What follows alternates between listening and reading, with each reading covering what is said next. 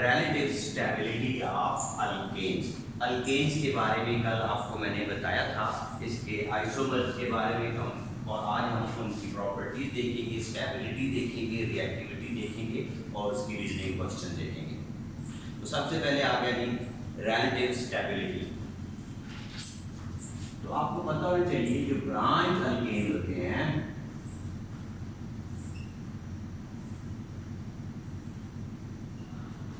are more stable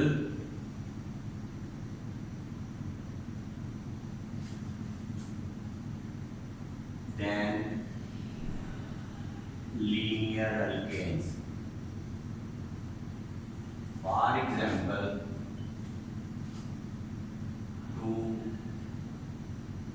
2-methyl propane is more stable than N-butane। ठीक है जी। तो इसका मतलब ये हुआ कि जो ब्रांच अल्केन्स होते हैं वो ज्यादा स्टेबल कंपाउंड होते हैं as compare to the linear alkanes. अच्छा जी, आगे आगे जी reactivity of alkane.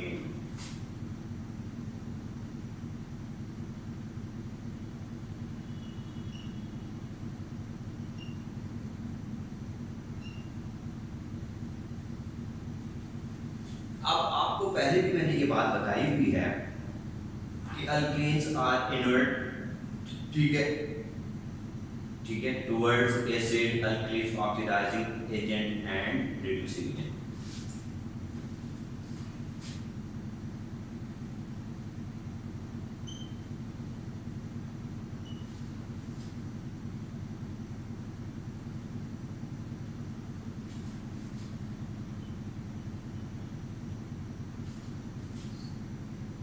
Towards acids, alkalis, for oxidizing agent,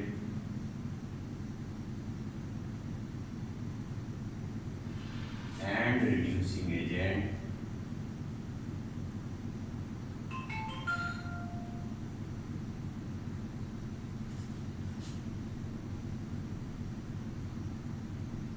under normal conditions.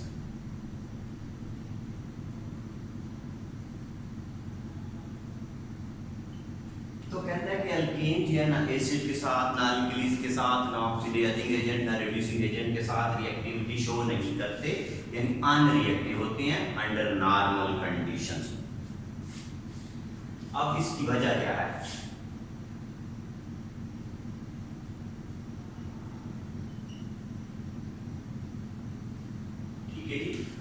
तो कहते हैं alkanes are unreactive toward acid, alkalis, oxidising agent, reducing agent under normal condition. तो उसकी reason क्या है? ठीक है, the unreactivity of alkanes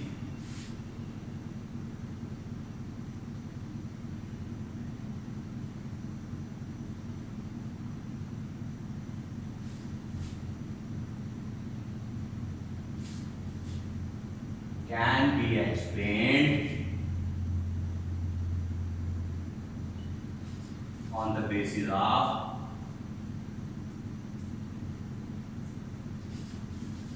two things। ठीक है जी।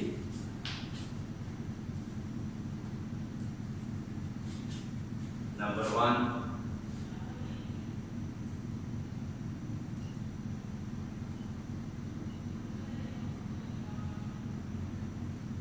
inertness of sigma bond,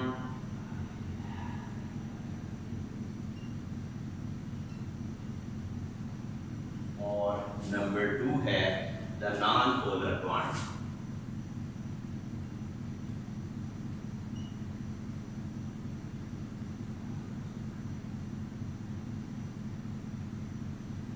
ठीक है जी। तो कहता है कि हम इसकी रिएक्टिविटी को दो फैक्टर्स की बुनियाद पर, दो थिंग्स की बुनियाद पर एक्सप्लेन कर सकते हैं कि inertness of the sigma bond and non polar carbon hydrogen और कार्बन कार्बन बॉन्ड। तो पहले पर आ जाते हैं इनर्टनेस ऑफ सिग्मा बॉन्ड।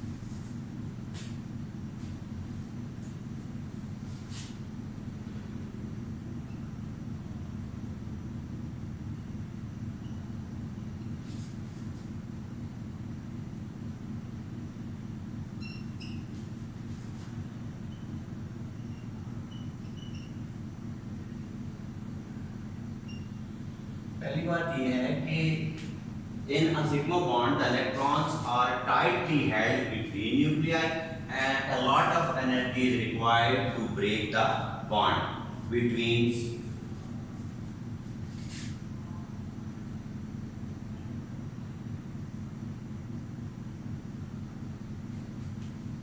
अच्छा जी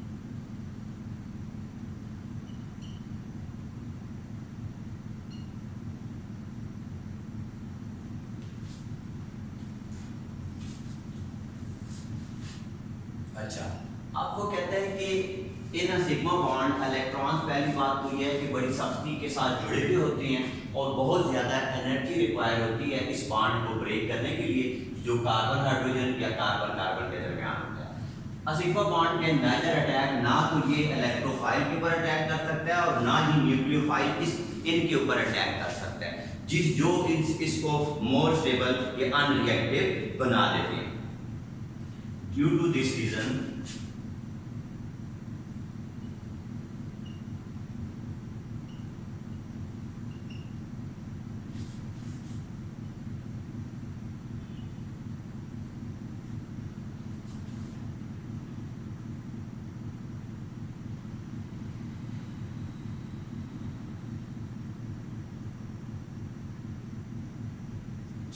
इस वजह से जो अल्केन्स हैं वो अनरिएक्टिव कंपाउंड हैं। अच्छा जी नंबर 2 आ गया नॉन पोलर बॉन्ड।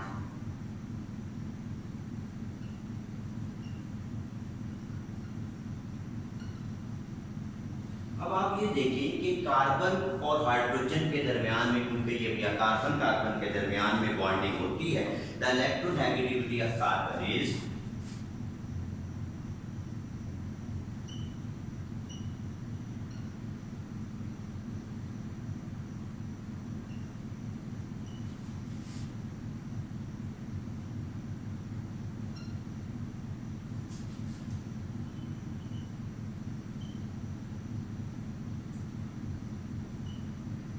अब देखिए कि कार्बन की इलेक्ट्रोनेगेटिविटी 2.5 है, हाइड्रोजन की 2.1 है, डू नॉट डिफर।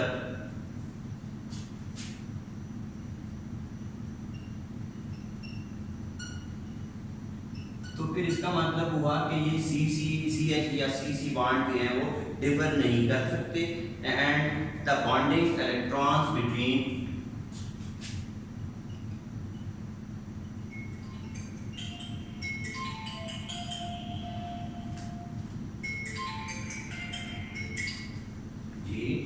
हेलो जी हाँ मैं कभी लेक्चर दे के बात करता हूँ आपसे। अच्छा तो मैं ये बता रहा था कि इलेक्ट्रोनेगेटिविटी कार्बन की जो है वो 2.5 है और हाइड्रोजन की जो है वो 2.1 है, they do not differ and the bonding electron between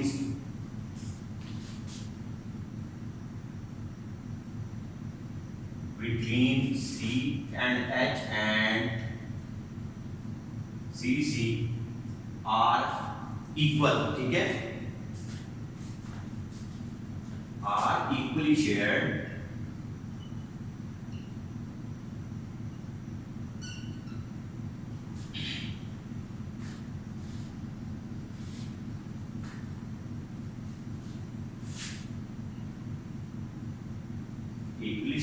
making them almost non-polar। अब मैंने आपको बताया कि कार्बन की इलेक्ट्रोनेगेटिविटी 2.5 है, हाइड्रोजन की 2.1 है, they do not differ, and the bonding electron between carbon and hydrogen and the carbon and carbon are equally shared, making them non-polar.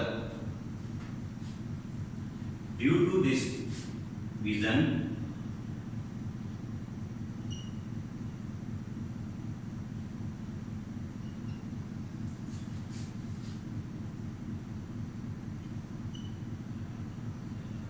react with acids, alkalis, oxidizing agent,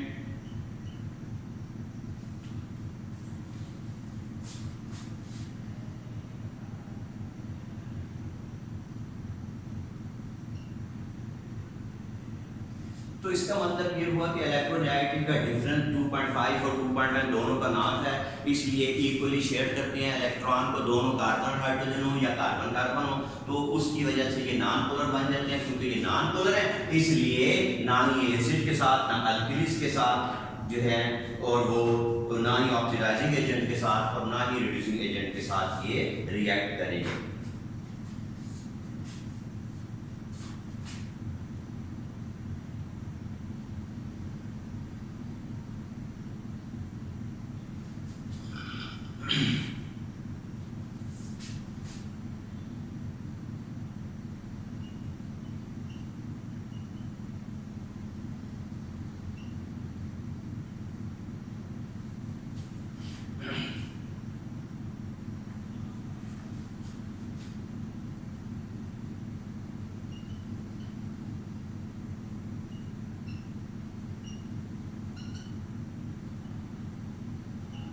अच्छा, अब आपने देखा कि alkanes के बारे में मैंने आपको पहले ही बताया कि रिएक्टिविटी अल्केन अनरिएक्टिव होती है, ना एसिड के साथ रिएक्ट करते हैं, ना अल्कलीस के साथ रिएक्ट करते हैं, ना ऑक्सीडाइजिंग एजेंट के साथ, ना ही रिड्यूसिंग एजेंट के साथ। तो उसकी रीजन क्या है? तो दो रीजन हैं। पहली तो inertness of the sigma bond and the non polar carbon hydrogen और the carbon carbon bond. Inertness of sigma bond कहता है सिग्मा बॉन्ड में इलेक्ट्रॉन बहुत सख्ती के साथ टाइटली जुड़े हुए होते हैं न्यूक्लियाई के साथ, और इस बॉन्ड को ब्रेक करने के लिए बहुत ज्यादा एनर्जी की जरूरत होती है। Due to this reason the bond between C and H and के लिए तोड़ने के लिए एनर्जी जरूरत होती है। लेकिन सिग्मा बॉन्ड का नाइदर ना ही तो ये इलेक्ट्रोफाइल पर अटैक कर सकता है और ना ही न्यूक्लियोफाइल इसके ऊपर अटैक कर सकता है। इस वजह से ये अनरिएक्टिव या इनर्ट कहलाते हैं। तीसरा जी नॉन पोलर बॉन्ड, तो कहता है अगर कार्बन और हाइड्रोजन के इलेक्ट्रोनेगेटिविटी का डिफरेंस देखें तो नेग्लिजिबल है, 2.5 इसकी है और 2.1 है, 2.4 का डिफरेंस है। तो they do not differ, the bonding electron between CH और the CC are equally shared, make them almost non-polar. Due to this reason, they do not react with acids, alkalis, oxidizing agent, and reducing agent. However, under suitable condition, alkali give two types of reaction. तो कहते हैं दो देते हैं, thermal और catalytic. Number 1.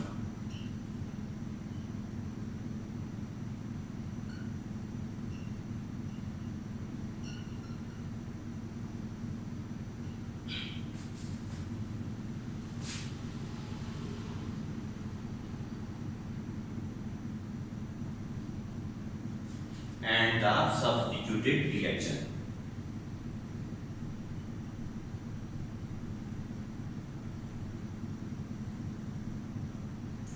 तो under special condition दो तरह के ये रिएक्शन शो करते हैं, थर्मल या कैटालिटिक, ठीक है, थर्मल और the catalytic reaction, and number 2 the substituted reaction. इसका मतलब ये हुआ कि अल्केन्स को अगर हम स्पेशल कंडीशन प्रोवाइड करेंगे तो इस स्पेशल कंडीशन में ये दो तरह के रिएक्शन शो कर सकते हैं। एक को हम कहते हैं कि थर्मल यानी हीट हमने पहुंचाई और स्पीड ब्रेक डाउन किया रिएक्शंस किए, और दूसरा substitution reaction.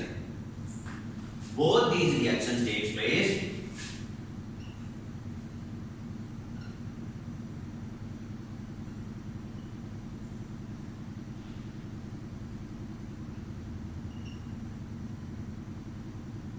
at high temperature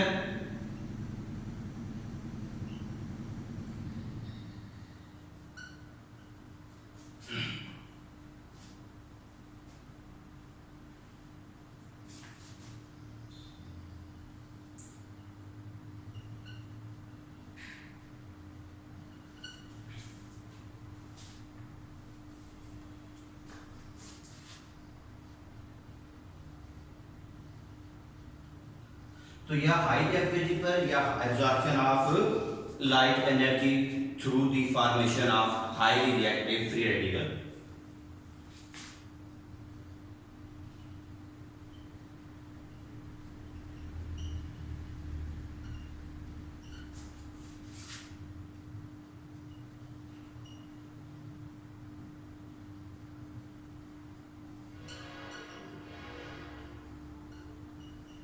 अच्छा, अब मैंने बताया इन रिएक्शन को याद रखिए हाई टेम्परेचर पर होंगे या और absorption of light energy through, इसके साथ साथ फ्री रेडिकल जो हैं वो बनेंगे जो हाईली रिएक्टिव होते हैं। जितने भी फ्री रेडिकल्स होते हैं तो पता ही चला कि अल्केन की रिएक्टिविटी को हम अब समझ में आया, अगर हम सम अप करें तो ये नॉन पोलर होते हैं, अनरिएक्टिव होते हैं, ठीक है। इसकी अनरिएक्टिविटी की दो वजूहात है, inertness of the sigma bond and the non polar carbon hydrogen या कार्बन कार्बन बॉन्ड। इन दोनों को डिटेल में बताया। फिर मैंने बताया अगर कंडीशन सूटेबल होंगी तो दो तरह के रिएक्शन ये शो कर सकते हैं, एक को हम कहते हैं थर्मल और द कैटालिटिक रिएक्शन और दूसरे को सब्स्टिट्यूटेड रिएक्शन। इन दोनों रिएक्शन में हाई टेम्परेचर या एब्जॉर्प्शन ऑफ एनर्जी होती है और इसके साथ ही साथ फ्री रेडिकल्स भी बनते हैं। अच्छा जी, आगे आ गया जी cycloalkanes. Next topic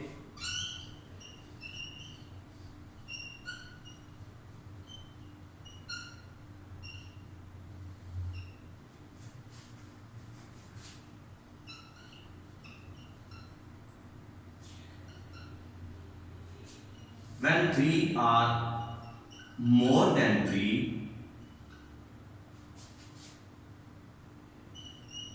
carbon atom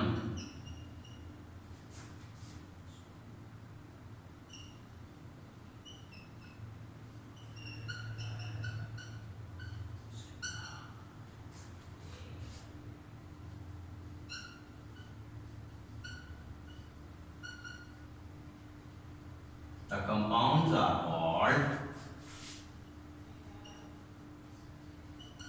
cycloalkanes. कहता है जब तीन या तीन से ज्यादा, ठीक है, कार्बन एटम, ठीक है, form a close ring, the compounds are called cycloalkane and they have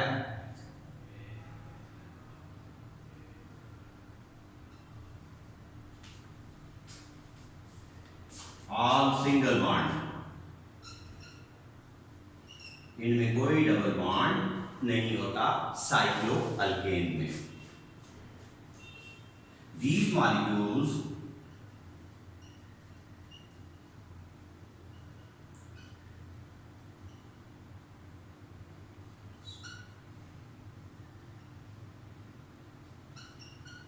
इनमें सिर्फ sp3 हाइड्राइड कार्बन और हाइड्रोजन होते हैं।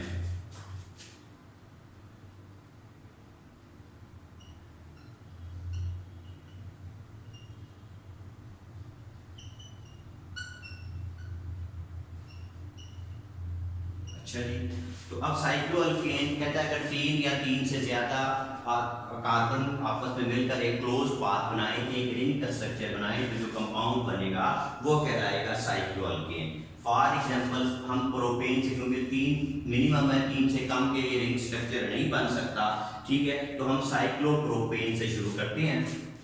फॉर एग्जांपल देखें,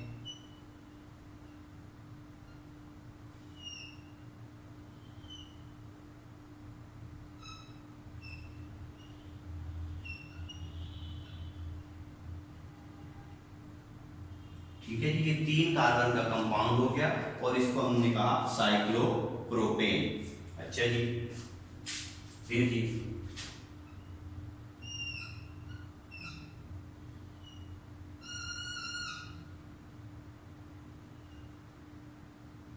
ठीक है,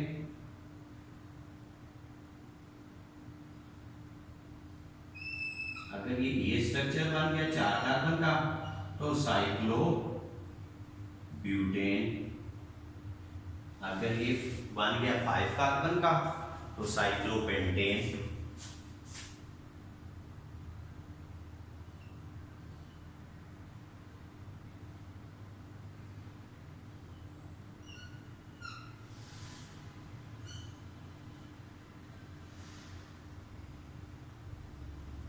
अच्छा,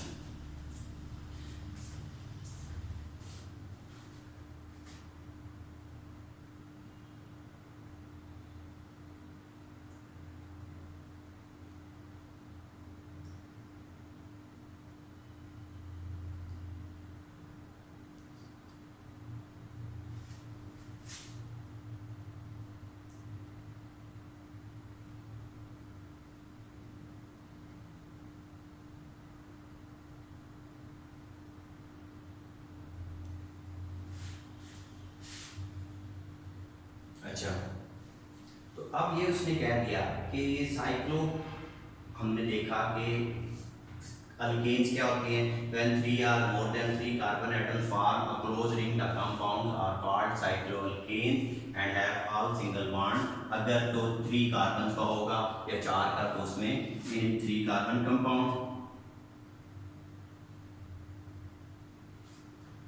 और इसमें sp3 हाइड्राइज्ड कार्बन और हाइड्रोजन एटम्स मौजूद होते हैं। तो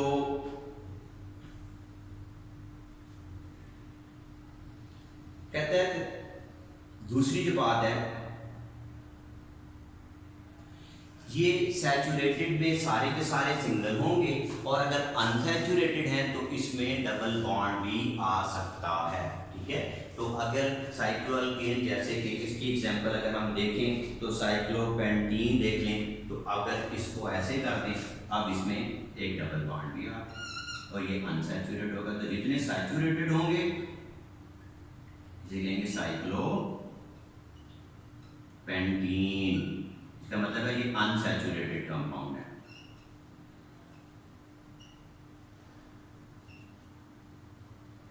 ठीक है, ये तीनों के तीनों सैचुरेटेड थे।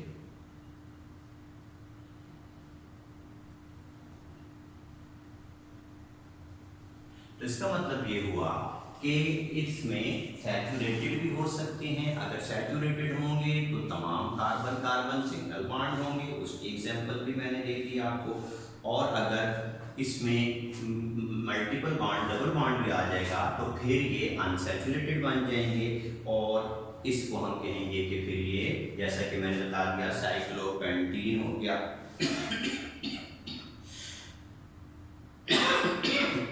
साइक्लोहेक्सेन हो गया, एक्सेट्रा एक्सेट्रा।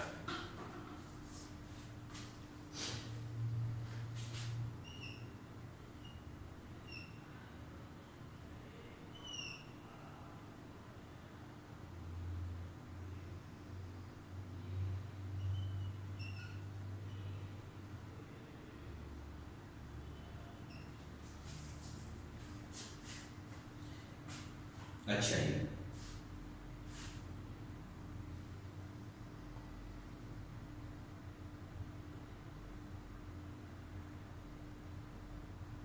फिजिकल प्रॉपर्टीज अगर हम देखें तो साइक्लोअल्केन्स में सबसे पहली बात यह है, they have low melting and boiling point. क्या चीज, जितने भी ये साइक्लोअल्केन्स हैं दे have low melting and boiling point. ठीक है जी, रिएक्टिविटी अगर हम देखें तो कहता है कि सिमिलर रिएक्टिविटी है टू द अल्केन्स, ठीक है, which have the same types of bond since carbon hydrogen atoms have very similar electronegativity, इसलिए most cycloalkanes like alkanes are not very reactive functional group. तो ये ज़्यादा रिएक्टिव नहीं होते क्योंकि इनमें भी कार्बन हाइड्रोजन बॉन्ड, तो दो ही बातें इनकी बताई कि ये लो मेल्टिंग और बॉइलिंग पॉइंट होती है और मोस्टली अनरिएक्टिव होती हैं। तो इनकी प्रॉपर्टीज में दो बातें, प्रॉपर्टीज अल्केन की आपने देख ली, रिएक्टिविटी को, इसकी भी वजह यही है कि इनके दरमियान में भी सिग्मा बॉन्ड है, ठीक है, और ये इसको ब्रेक करना मुश्किल है। तो ये मेल्ट है, they have low melting and boiling point and are mostly unreactive, ये भी होते हैं फंक्शनल ग्रुप, इनका भी मोस्टली अनरिएक्टिव होता है। तो कल हम रेडिकल सब्स्टिट्यूशन रिएक्शंस के बारे में डिटेल में पढ़ेंगे और उम्मीद है कि आज का ये लेक्चर रिएक्टिविटी ऑफ अल्केन्स की और साइक्लोअल्केन्स आपको समझ में आया होगा। आपने अपना काम सबमिट जरूर करवाना है। Thank you.